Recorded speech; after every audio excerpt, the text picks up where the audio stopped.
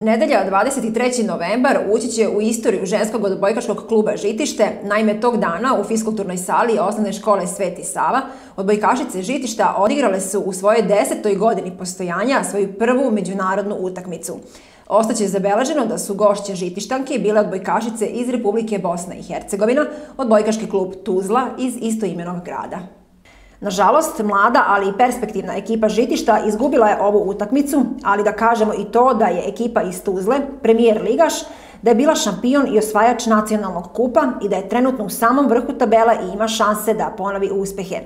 U svakom slučaju, bila je to veoma dinamična utakmica, šteta što je nije prisustvovalo više ljubitelja odbojke.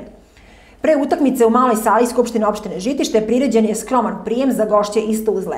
Domaćini su bili pomoćnici predsednika opštine Žitište Duško Kočalka i Igor Salak, a prijemu su prisustvovali i generalni sekretar Sportskog saveza opštine Žitište Milenko Martinović, trener odbojkaškog kluba Hercegovina iz Ravnog Topolovca Ranko Đurica i vlasnik firme Bull Slobodan Marčeta, firme koja proizvodi sportsku opremu i ima razvijeno tržište i u Republici Bosna i Hercegovina.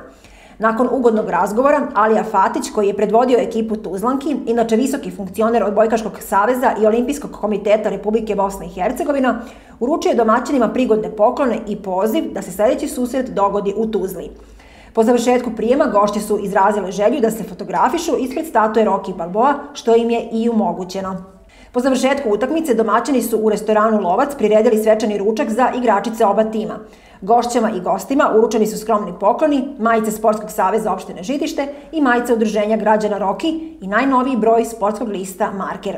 Opuštena atmosfera u restoranu Lovac omogućila nam je da kratko porazgovaramo sa nekima od učesnika ovog sportskog događaja. Duško Kočalka nam je rekao sledeće. Povodom 10 godina obeležavanja od nastanka kluba u Žitištu, odbojkaškog ženskog kluba, pozvali smo goste iz Tuzle, znači iz Bosne i Hercegovine, iz Federacije, naše drage goste. Ovo je prvi njihov dolazak u Srbiju, naravno i u naše mesto. Nadam se da će se ova tendencija nastaviti, ovo druženje, ova dobra atmosfera između dva kluba i da ćemo mi biti uskoro i njihovi gosti u Tuzli. Imamo jako dobre odnose što sa Republikom Hrvatskom, što sa Republikom Srpskom, nadam se, znači, evo i sa Federacijom i bit će prilike vjerovatno i sa Slovenijom, nadam se i Rumunijom i Mađarskom, to su našim susednim državama. Mlađi vlasnik firme Bull. Zahvaljujući Bullu došlo do saradnje između odbojkaških klubova iz Tuzle i Žitišta. Recite nam nešto o toj saradnji.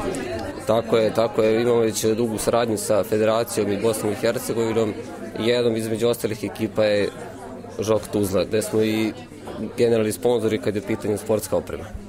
Bull je poznati proizvođač sportske opreme. Da li imate tržište u Bosni i Hercegovini?